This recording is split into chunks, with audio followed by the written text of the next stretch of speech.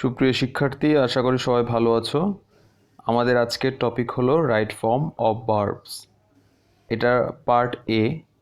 Part এ এর অর্থ হলো রাইট ফর্ম অফ ভার্ব। অনেকগুলো রুলস, অনেকগুলো নিয়মকানুন থাকে।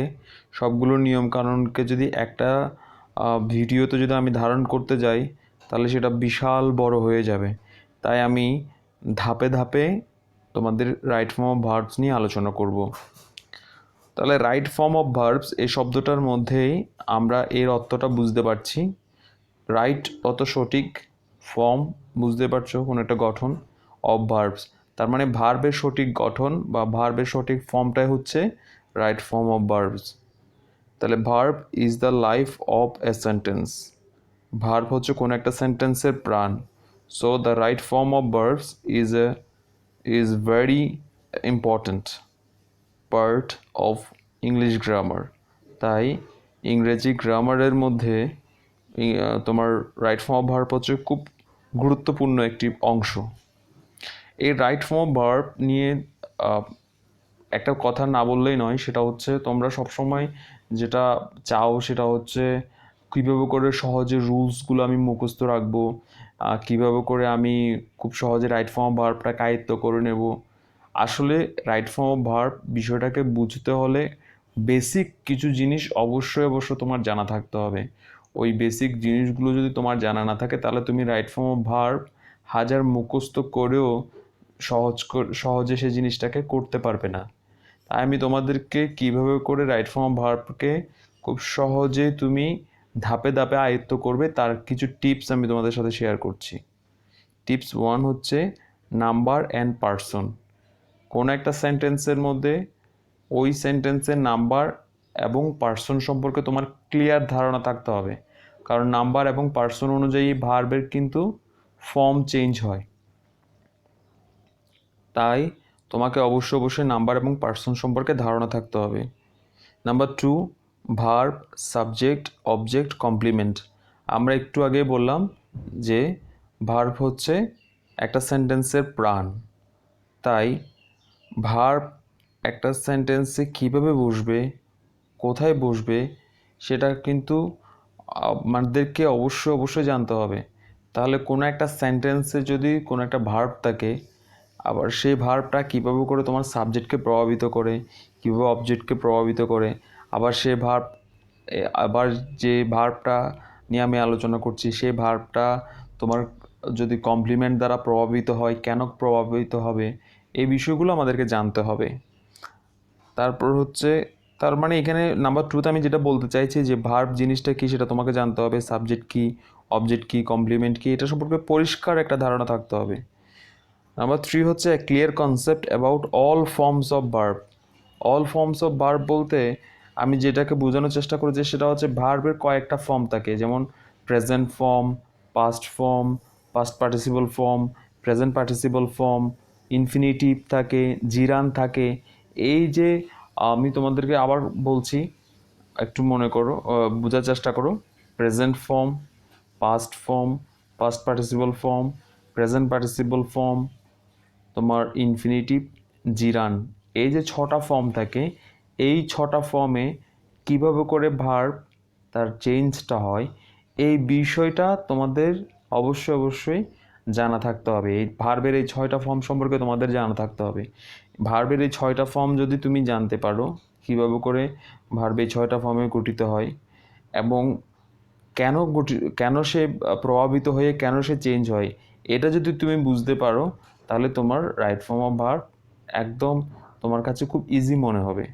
আচ্ছা, নাম্বার 4-এ দেখো modifier of the sentence. Modifier of the sentence মানে কি? একটা সেন্টেন্সে শুধুমাত্র সাবজেক্ট এবং অবজেক্ট দ্বারা যে একটা ভার্ব প্রভাবিত হয় তাই না, অনেক সময় তোমার মডিফায়ার যেগুলো থাকে, যেমন অফটেন থাকে, ইউজুয়ালি থাকে, in the mornings, for 2 hours, since morning, এরকম অনেকগুলো মডিফায়ার থাকে। এই মডিফায়ারগুলো কিন্তু তোমার ভার্বকে চেঞ্জ করতে বাধ্য করে। তার মানে এই মডিফায়ারগুলো দ্বারা ভার্ব কিন্তু চেঞ্জ হয়। তাহলে এই মডিফায়ারগুলো সম্পর্কেও তোমাকে জানা থাকতে হবে। তারপর হচ্ছে এই জিনিসগুলো যদি তুমি জানো এবং এরপরে যদি তুমি খুব প্র্যাকটিস করো, প্র্যাকটিস মোর, যদি তুমি অনেকবার চর্চা করো অ্যান্ড মেমোরিজ দ্য রুলস, এবং এই চর্চা করতে করতে যদি তুমি তোমার রুলসগুলো মুখস্থ করো, তখন তোমার ওই মুখস্থ করা রুলসটা খুব ইফেক্টিভ হবে। এরপর হচ্ছে read the complete sentence or passage. That means এগুলো যখন তুমি জানলে, তারপর তুমি হয়তো প্র্যাকটিক্যালি মানে তুমি আনসার করার চেষ্টা করবে। এবার আনসার করার সময় দেখবে হয়তো কিছু কিছু ক্ষেত্রে তোমার সেন্টেন্স থাকে, কিছু কিছু ক্ষেত্রে তোমার প্যাসেজ থাকে। তাহলে এই সেন্টেন্সগুলো বা এই প্যাসেজগুলো তোমাকে অবশ্যই খুব ভালো করে পড়তে হবে, কারণ এই প্যাসেজগুলো এবং তোমার হচ্ছে সেন্টেন্সগুলো যদি তোর পড়ে তুমি যদি যে একটু আগে যে আলোচনাগুলো করছিলাম যে টেন্সের বিষয়, মডিফায়ার বিষয়, এগুলো যদি তুমি ধরতে না পারো, তাহলে কিন্তু তুমি কমপ্লিটলি আনসার করতে পারবে না। তাই তোমাকে কেয়ারফুলি কিন্তু এগুলো পড়তে হবে। যেটা তুমি আনসার করতে যাচ্ছ সেটাকে তোমাকে অবশ্যই কেয়ারফুলি পড়তে হবে। তারপর হচ্ছে 7A, try to understand tense and topic, right. এই রত হচ্ছে টেন্স অ্যান্ড টপিক মিনস হচ্ছে তুমি একটা ধরো প্যাসেজকে তুমি কি করবে, আনসার করবে, তাহলে ওই প্যাসেজটা কোন টেন্সে আছে। কারণ হচ্ছে কোনো একটা প্যাসেজ নিশ্চয়ই পুরোটা পড়লে তুমি বুঝতে পারবে, হয় সেটা প্রেজেন্টের কিছু একটাকে বলতে চাইছে, কিংবা পাস্টের কিছু একটাকে বলতে চাইছে, কিংবা ফিউচারের কোনো একটা কিছুকে সে বলতে চাইছে। এবং এই যে পাস্ট, প্রেজেন্ট এবং ফিউচার, এর মধ্যে যে গঠনগুলো থাকে, এই গঠনগুলোর মধ্যেও কিন্তু সে কোন বিষয় নিয়ে কথা বলবে এগুলো কিন্তু তোমার জানা থাকতে হবে। তারপর এবং এই বিষয়গুলো আসলে তুমি যদি টপিকটা ধরতে পারো, ধরো তুমি কোনো একটা জায়গায় হিস্টোরিক্যাল প্লেসে ভিজিট করতে গিয়েছো, তাহলে ওই প্লেসটার ভিজিট করে আসার পরে নিশ্চয়ই যে ঘটনাগুলো তুমি বর্ণনা করবে, তাহলে তুমি সবসময় অতীতের বিষয়গুলোকে নিয়ে আসবে। আবার ধরো তুমি তোমার প্রাত্যহিক রুটিন নিয়ে কথা বলছো, ডেইলি লাইফ নিয়ে কথা বলছো, নিশ্চয়ই সেগুলো পাস্টের কোনো একটা কিছু হবে না, তুমি রেগুলার যে কাজগুলো করো সেগুলো প্রেজেন্ট বলতে হবে। আবার দেখা যাচ্ছে তুমি হয়তো কোনো একটা জায়গায় বা তোমার সামনে কোনো একটা বোনের বিয়ে কিংবা ভাইয়ের বিয়ে হবে, তাহলে এটা নিয়ে তুমি এখন থেকে কি প্রিপারেশন নিচ্ছ, বা তোমার ফ্যামিলি কি প্রিপারেশন নিচ্ছে, এইগুলোকে নিয়ে তুমি ফিউচারে এক্সপ্লেন করবে। দ্যাট মিনস তুমি যদি টপিকটা বুঝতে পারো, তাহলে ওই টপিকটা তোমাকে অনেকটা হেল্প করে আনসারটা করার জন্য। তারপর নাম্বার 8 হচ্ছে try to write down the best known. এর মানে হচ্ছে যে তুমি পুরো প্যাসেজটা পড়ে, যেটা তুমি আনসার করতে যাচ্ছ ওটা পুরোটা পড়ে, ধরো তুমি ওখানে 10টা অপশন আছে, 10টা অপশনের মধ্যে তুমি হয়তো 10টা অ্যাট এ টাইম একইভাবে পাচ্ছ না, তাহলে তোমার যে ক্ষেত্রে যেটা ওয়াইজ হবে সেটা হচ্ছে যেটা তুমি আগে পারো সেটাকে কমপ্লিট করে নেয়া। এরপর আমরা দেখতে পাচ্ছি এই বিষয়গুলো যদি তুমি ভালোভাবে জানতে পারো এবং এবার বিষয়গুলো সম্পর্কে যদি তোমার দখল আসে, তাহলে তুমি তোমার প্র্যাকটিস করতে গিয়ে, তোমার এক্সারসাইজ করতে গিয়ে অনেক অনেক তোমার ইজি মনে হবে। তাহলে চলো আমরা একটা এক্সারসাইজ করার চেষ্টা করি, দেন আমরা বুঝতে পারবো যে আমাদের শেখাটা মানে কতটুকু ইফেক্টিভ। আমরা যে উপরোক্ত যে বিষয়গুলো আলোচনা করলাম তার সাথে এক্সারসাইজের কতটুকু রিলেশন আছে, বা কতটুকু তারা রিলেটেড, আমরা সেই জিনিসটাকে একটু বোঝার চেষ্টা করি। এখানে আমি তোমাদের একটা স্যাম্পল দিয়েছি, স্যাম্পল অফ কোয়েশ্চেন, ওইটা নিয়ে আমি আলোচনা করব। বেসিক্যালি এটা নিয়ে আলোচনা করতে গিয়ে তোমরা বুঝতে পারবে যে উপরের বিষয়গুলো এখানে ঘুরে ফিরে আসবে, আমি যে কথাগুলো একটু আগে বলে এসেছি। আচ্ছা দেখো, এখানে প্রথমে বলা হচ্ছে যে fill in the blanks with the words from the box. তার মানে এই যে নিচে তোমরা একটা বক্স দেখতে পাচ্ছ, এখানে বক্সের মধ্যে 1 2 3 4 5 6 7 8 9 10 10টা শব্দ দিয়ে আছে। এই 10টা শব্দের যে বক্স, এই বক্সটাকে কথা বলা হচ্ছে যে fill in the blanks with the words from the box. তার মানে এই যে ফিল ইন দ্য গ্যাপস আছে এ থেকে যে পর্যন্ত, এ থেকে যে ফিল আপ করতে হবে আমাদেরকে এই বক্সের শব্দগুলো দিয়ে। You may need to change the form of some of the words. তার মানে এখানে বলা হচ্ছে যে তো আমাদেরকে হয়তো কিছু কি করতে হবে, কিছু ভার্বের ফর্ম চেঞ্জ করতে হবে। দ্যাট মিনস হুবহু বসালে কিন্তু ভুল হবে, ফর্ম চেঞ্জ করে বসাতে হবে। তো বলছে you may need to use one word more than once. তার মানে এমনও হতে পারে যে কোনো একটা শব্দ আমাকে একের চেয়েও বেশি ব্যবহার করতে হতে পারে। মানে এখানে একটা শব্দ যে শুধুমাত্র আমি একবার ব্যবহার করতে পারবো, একের চেয়ে আর বেশি ব্যবহার করতে পারবো না, বিষয়টা তা নয়। বিষয়টা হচ্ছে যদি প্রয়োজন হয় এবং যদি অবশ্যই মানে সেটা আমাদেরকে বসাতে হয়, তাহলে একটা ওয়ার্ডকে আমি একের অধিকও ব্যবহার করতে পারি। চলো তাহলে আমরা শুরু করি। তাহলে যেটা বলছিলাম সেটা হচ্ছে আমাদেরকে আগে প্যাসেজ যেহেতু আমরা করছি, আমাদের যেহেতু আমরা বুঝতে পারছি যে আমরা টেন্স সম্পর্কে জানি, সাবজেক্ট ভার্ব সম্পর্কে আমাদের জানা আছে, নাম্বার পার্সন সম্পর্কেও আমাদের ধারণা আছে, তাহলে ওভারঅল এই বিষয়গুলো যেহেতু আমাদের ধারণা আছে, তাহলে আমরা এখন ওই নিয়ম অনুযায়ী প্রথমে প্যাসেজটাকে ভালো করে পড়ে নেব, পড়ে টেন্স বুঝবো, টপিক বুঝবো, দেন করার চেষ্টা করব। বলছে most of the students of our country are expert in dash answers. They do not dash notes themselves. They get them dash by their tutors. Their tutor dash their brain for the students. So the dash power of the students does not dash. They of course dash on their language. They of course dash well in the examination, but for this they can dash no credit of their own. This result doesn't them in their later life.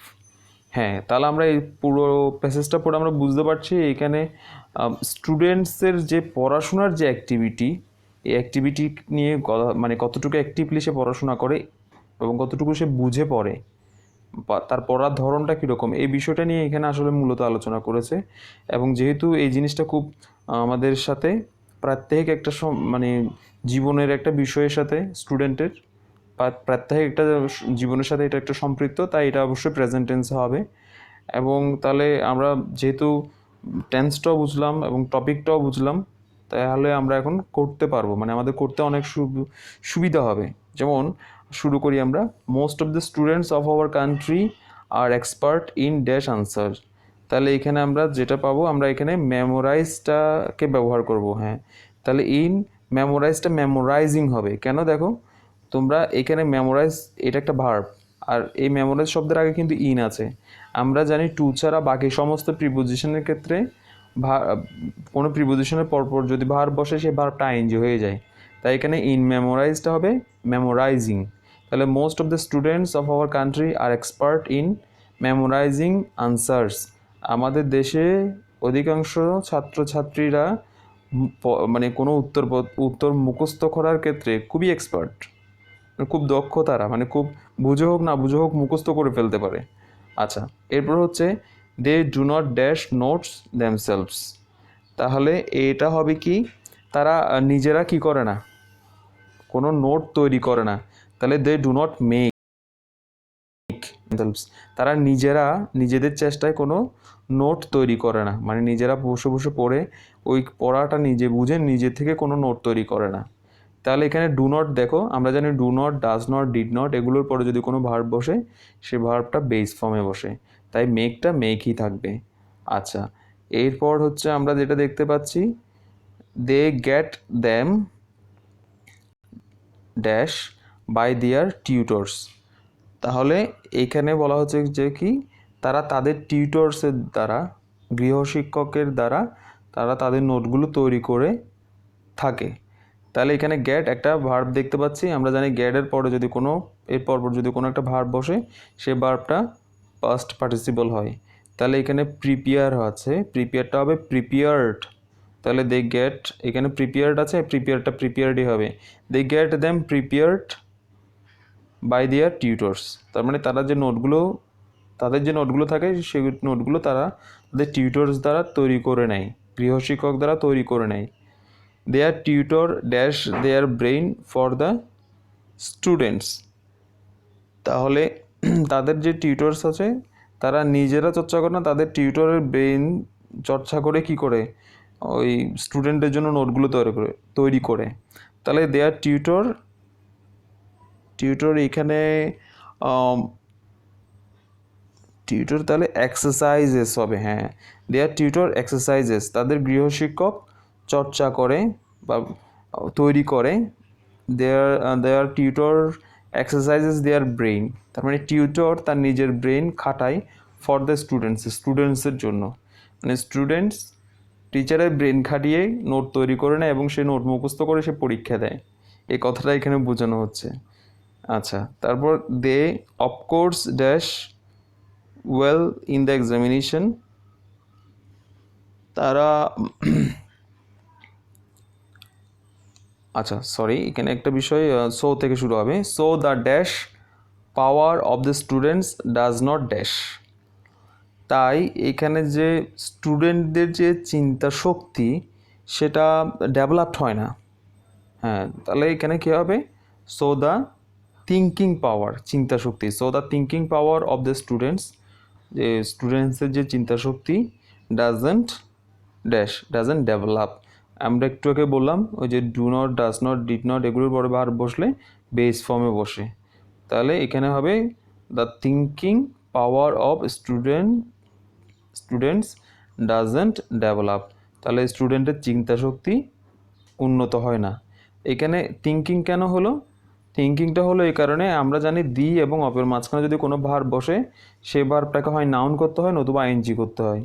তাহলে এখানে যেহেতু think এটা তোমার একটা verb, এই ভার্বটাকে আমরা ING করে নিলাম। যদিও আমাদের উত্তরপত্রের মধ্যে থিঙ্কিং কিন্তু দেয়াই আছে। ওই যে বলেছিল যে ওয়ার্ডটা হয়তো মানে সরাসরি আমাদেরকে বসাতে হবে, কিংবা যদি ওই ওয়ার্ডটা হুবহু না বসে তাহলে আমাদেরকে চেঞ্জ করে বসাতে হবে। তার মানে পরীক্ষায় তোমাকে ধরে নিতে হবে যে তোমাকে বেস ফর্ম দিবে, এরকম আনসার নাও থাকতে পারে। যদি নাও থাকে তোমাকে কিন্তু ওই বিষয়গুলো বুঝে বুঝে কিন্তু এখানে বসাতে হবে। তাই আমি এই জন্য ক্লিয়ারলি তোমাদেরকে ব্যাপারটা আলোচনা করলাম। আচ্ছা, they of course dash on their language. তাহলে they of course dash on their language, তাহলে এখানে কী হবে? এখানে হবে they of course command on their language. তাদের সাধারণত যে ভাষা, সে ভাষার প্রতি তাদের একটা নির্দেশনা, তাদের যে ভাষার প্রতি নির্দেশনা এটা তারা বুঝতে পারে আর কি। They of course dash well in the examination. তারা অবশ্য পরীক্ষায়ও ভালো করে। তাহলে they of course do well in the examination, তারা পরীক্ষায়ও ভালো করে।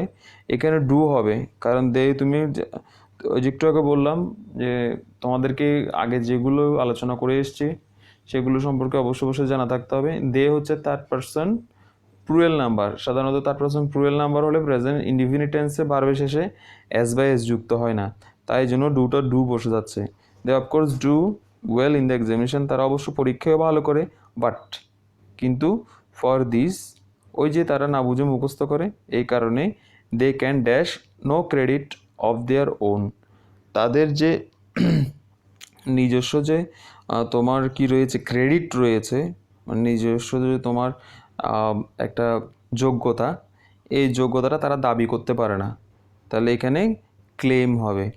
দে can for this they can claim, তারা দাবি করতে পারে না নো ক্রেডিট, তো কোনো ধরনের মানে কোনো ধরনের তাদের যে তোমার কি বলবো মানে সফলতা, এই সফলতার তারা কি করতে পারে না, দাবি করতে পারে না অফ দেয়ার ওন, তাদের নিজের বলে। দিস রেজাল্ট, এই কারণে this result doesn't dash them in their later life. তাহলে এই যে রেজাল্ট এটা তাদের পরবর্তী জীবনে কোনো ধরনের সাহায্য করে না। তাহলে এখানে হবে this result doesn't help them in their later life. হেল্পটা কেন হেল্প হয়েছে তোমরা নিশ্চয়ই বুঝতে পারছো, কারণ আগে ডাজ নট আছে। তাহলে this result does not help them in their later life, তাদের এই যে ফলাফল, এই ফলাফলটা তাদের পরবর্তী জীবনে কোনো কাজও আসে না। আচ্ছা, আশা করি তোমরা এই যে স্যাম্পল অফ কোশ্চেন যেটা আমি এতক্ষণ আলোচনা করলাম, যেভাবে এই রকম করে তোমাদের পরীক্ষায় আসে, এবং এইভাবে করে যদি তোমরা মানে ভেবে কি করতে পারো, মানে প্রত্যেকটা অংশকে বুঝে বুঝে করতে পারো, তাহলে তোমাদের 10টার মধ্যে 10টা একদম হবেই নিঃসন্দেহে। কিন্তু তোমাকে অবশ্যই বুঝে করতে হবে। এইভাবে করে আশা করি তোমরা বাসায় বসে বসে আরও অনেকগুলো প্র্যাকটিস করবে। আমি তোমাদের জন্য এখানে 2টো এক্সারসাইজ দিলাম। এক্সারসাইজ 1, এটা তোমরা স্ক্রিনশট নিয়ে চাইলে কি করতে পারো, সেভ করে রাখতে পারো। এরপর হচ্ছে এক্সারসাইজ 2। এই এক্সারসাইজ 1 এবং এক্সারসাইজ 2 তোমরা বসে বসে বাসায় করবে।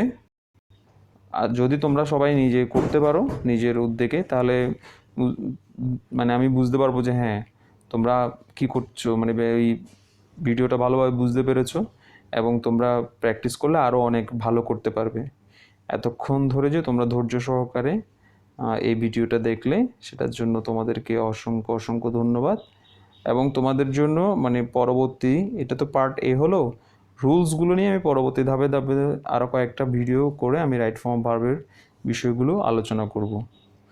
তো তোমরা সবাই ভালো থাকো, সুস্থ থাকো এবং অবশ্যই অবশ্যই নিরাপদে থাকো। সবাইকে আবারও অসংখ্য ধন্যবাদ।